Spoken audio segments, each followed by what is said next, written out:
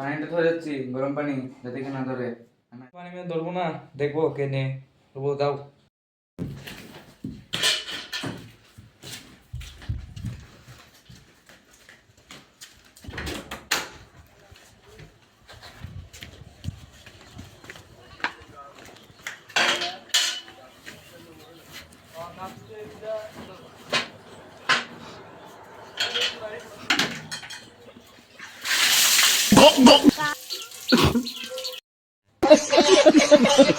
শালা চান করবে বলে গরম পানি ঠান্ডা পানি রেখে এসেছি, দেখবো শালা কিবার চানটা করে।